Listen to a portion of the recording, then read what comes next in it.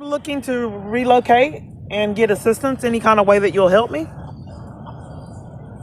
Okay, so what type of assistance? So Any kind of way that you'll help me. Any kind of way, what will you do to help me?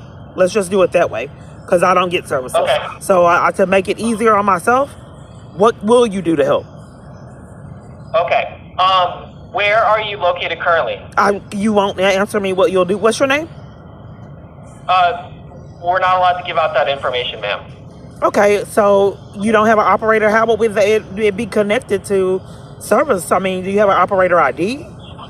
How would I do a complaint if it said who you are?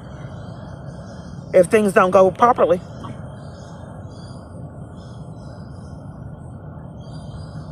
We're really gonna do this? I don't understand what you mean. Were we really gonna do this? I don't know why it's I have to go through so many hoops to try to flee abuse. Let me rewind. I'm sorry. So you asked for what specific services that we offer, right? I was wanting to know how you would help me. Period. What would you be willing to do on the planet? So let me outline what services we have. Okay. So whenever we have space, we have a 30-day emergency shelter. I'm not really being heard. I'm not really being heard. Okay. What will you do? Not what you won't do.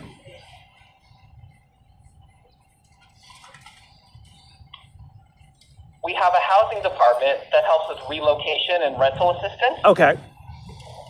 Does it sound closer to like what you're looking for? Anything that you'll do is what I'm looking for. I'm really not being heard. Okay. We're not ready.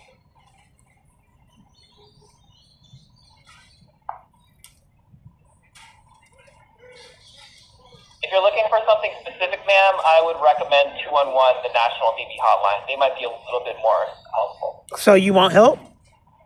That's what you won't. You're recommending the 211. You won't help. Period. Well, we're trying to outline exactly what we provide. But I'm not. I want to know how you. This has been a distinctive pattern that has followed me years that has violated my rights. So I don't know what to do with it because you don't want to give me the services along with no one else. It's supposed to be illegal. She hung up. I don't know who that vehicle was here that they distracted. It was a voicemail. And then she says it was for that center and it was that vehicle. And she interrupted. That's evidence that I'm being illegally monitored. It's a forms of emotional distress. Dangling services that and help that taunting me with services they know that they won't give me all these years of this living hell. It's abuse. The government has done a lot of damage with emotional abuse. Then they deny me mental health treatment for all the abuse that they forced me to endure. The mind games procedurally every single day. Beach Police Department. Your call will be answered by the next. Then when they incriminate themselves, they escalate to a kidnapping by false arrest. Yes, I'd like to know what the status of the police coming to this environment. What address? I've already placed a call. Can you just see what the status is? I don't see a call for today. What was the call regarding? This has been a repeated pattern years of emotional abuse and distress. I'm trying to prove it. Hopefully someone will do something about this nightmare of how crimes have been committed to keep me from crisis help, which is a misdemeanor charge. I'm in a domestic violence crisis that armies are aiding and abetting and enforcing it. I just told you numerous times this is a repeated pattern of emotional distress. We don't have a Sullivan. Well, I'm in front of a sign. I'm in front of a sign that says Sullivan and 9th. I'm new to the area. No. So this sign is fake? Sullivan Avenue and 9th Street? No, we don't have a Sullivan Avenue. Sullivan Avenue? That's not in Long Beach. Well, then I'm in front of behind a parking lot. There's an aquarium in Long Beach. It's behind the aquarium. The aquarium is, but there's no Sullivan there. Well, why would they have a sign here that says Sullivan? I couldn't tell you. Well, I'm behind the snack shop. Where? I don't know. Hey, if you don't know, if someone is in an emergency and is traveling, and then there's all these trackers on their device, that no one can find them? You can see the aquarium from where you're at? I can. Okay. So how can I help you? I have experienced a lot of emotional distress, and I would like to sue for it, but you have to prove that it repeatedly keeps happening when you place calls. And then police come and threaten your arrest for reporting it to your provider. Police that no one called out.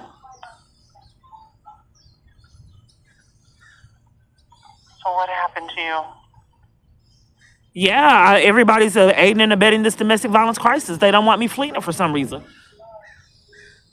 So you're a victim of domestic violence? Right, and I've already called, and I reported it years, and they can't find any of the reports state to state. And everywhere I'm calling is aiding and abetting it, and everywhere I'm at and calling, including my own family. Where were you when this happened? Well, it's happened numerous times. It happens all day. I experience coercive control. They shut down transportation, keep me from services, shut down bathrooms. That's not domestic violence. Oh, if someone I met, like a partner situation, like a dating situation. Right. What is so a dating situation that police are aiding and abetting?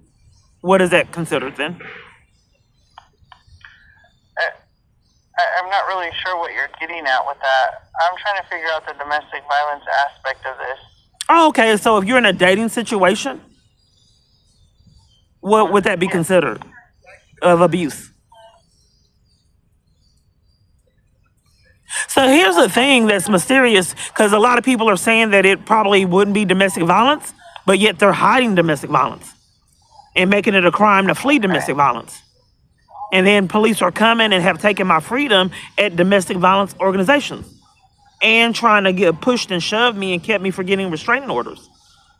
So why is it so much adversity for trying to get help with domestic violence if I'm not in a domestic violence crisis? Why are they coming to the organizations? Why are people hanging up in my face? Why can't they find any of the reports? Why won't they ever take if this man's name is hidden all over the place? So if this... Yeah, you could probably call internal affairs. But here's the thing. I'm still trying to get help, though. And they already said someone was coming. So if it's... I'll call at the aquarium. But I'm on the call right now. I'm on the call right now where there's no solutions to problems. So I can't flee domestic violence. If I was in a dating situation with someone that went bad and it's abuse, what is that considered? Yeah, that's domestic violence, and I'm happy to send an officer out to talk to you. Okay, I thought you said it wasn't. No, I'm telling you that there was no call entered yet. So do you want to make a report? You're going to wait there at the aquarium? Yeah, I'm on you said that it's not Sullivan and 9th. So I don't know what to do. I've experienced this, and that they can call me. Well, it's the aquarium of Long Beach, right? The Long Beach Aquarium? Yeah. Yeah, it's so hard for them to figure out where I'm at for all these years. And where were you when you were assaulted? There's many different kind of forms of domestic violence. You didn't know that as a police department? Ma'am, can you just answer the question? There's a lot of different kind of forms. There's stalking, there's emotional abuse, coercive control. I'm asking you a direct question. Yeah, I'm trying to let you inform you as a police department because you're not aware. What address were you at when you were assaulted? There's many different forms. It doesn't have to be assault. You're under the false pretense. In order to file a domestic You're mistaken, ma'am. You're mistaken, like numerous other parties that I've spoken to that have covered for crimes. Okay, I'm not going to argue with you.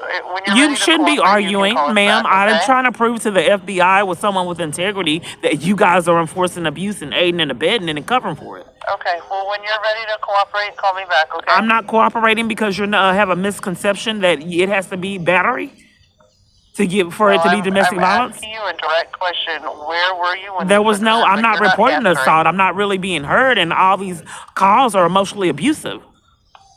That is a Okay, form of well, domestic when you're violence. ready, give us a call back. This experience is a form of domestic violence. It's emotional abuse on all these calls. Okay. Would you like me to send somebody to come and talk to you? I would. I've already. That's why I'm on this Great. call. So where did the crime take place?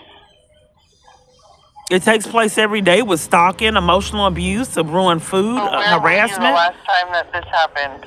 That you Right now, I'm were trying to flee involved in abuse. domestic Right now, violence? right now, I'm trying to Where flee abuse, and I were get you punishments, and it's caused a the lot of last damage time that you emotionally were? to me for having to endure this Okay. call to call and I'm being gonna punished for disconnect the fleeing. line. You can call back when you want to cooperate. I have to go. You're Bye-bye. gaslighting me?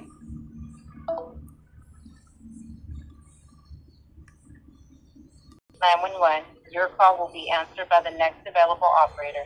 Usted ha llamado al ámbito 911.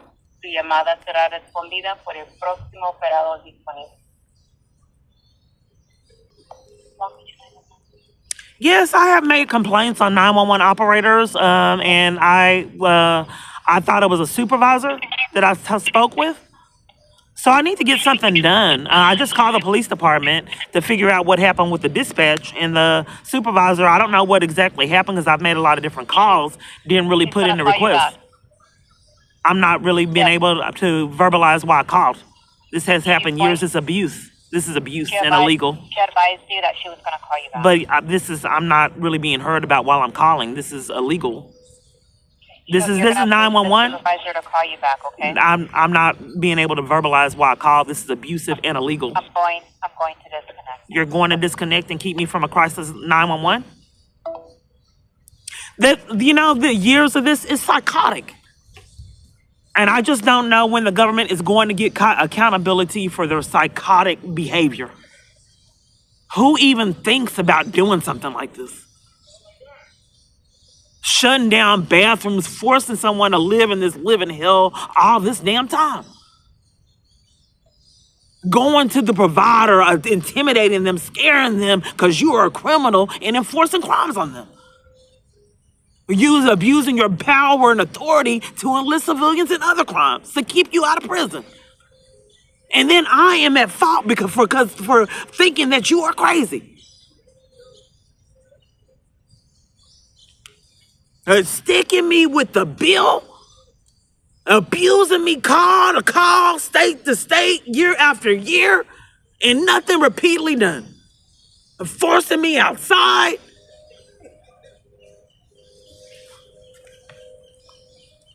And forcing family members to be in cahoots in tears, psychotic.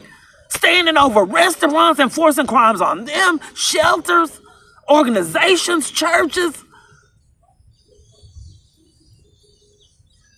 And then the chaos with the pads in jail in Victoria Jail this year.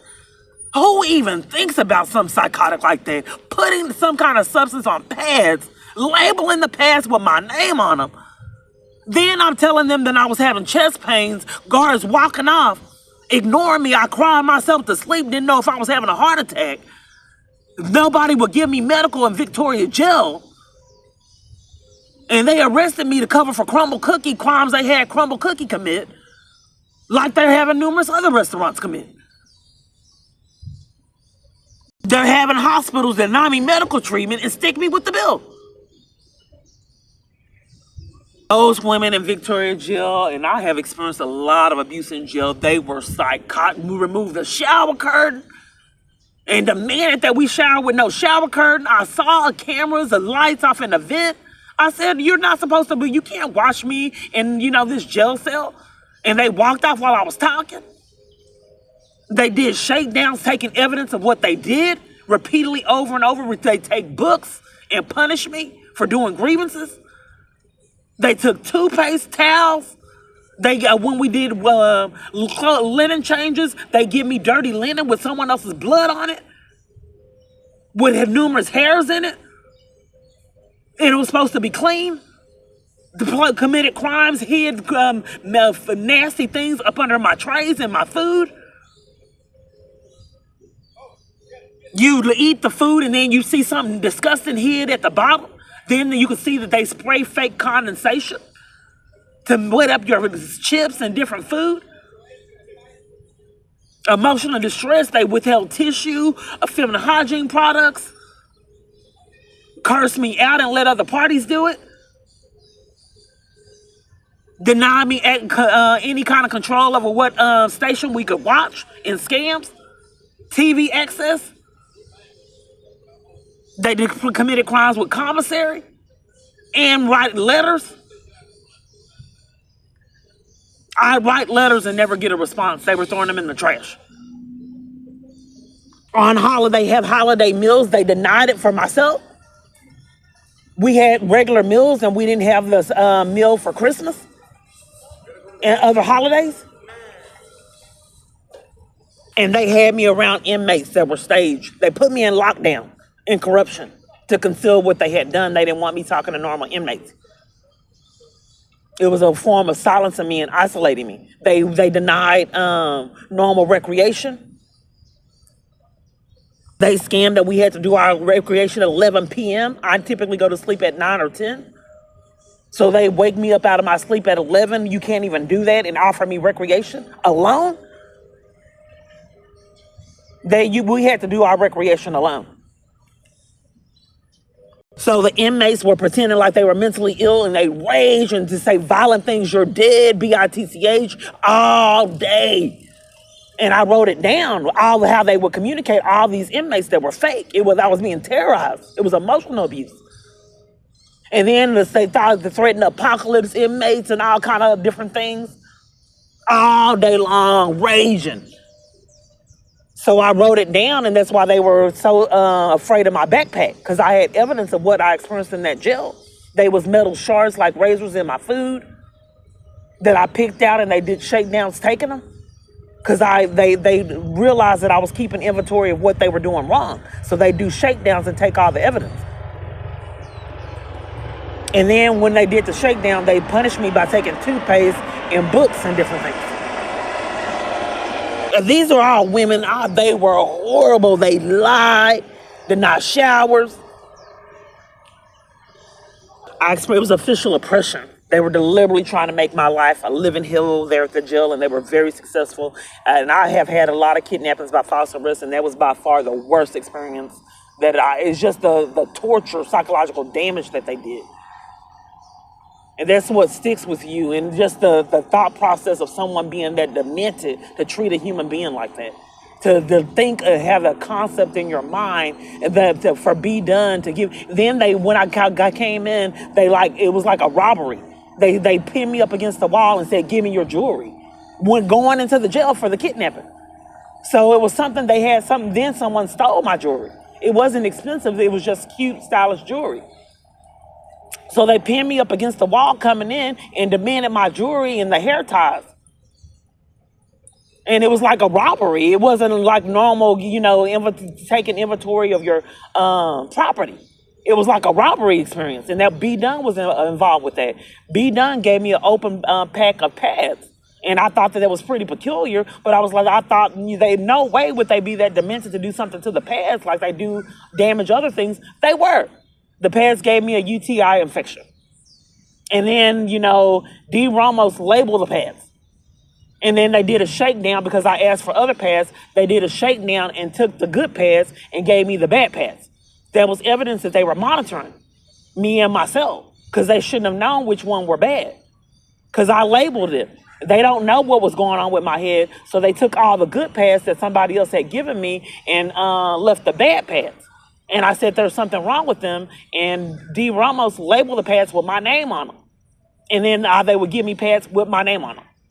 So I had to do other things and hid, and I would do other things with the pads, and because they would give me these pads that were problematic, so I did other things with them and pretended like I was using them. I made sure nobody was watching, but they were watching me in the cell, and they said that you're doing things that you shouldn't be with the pads.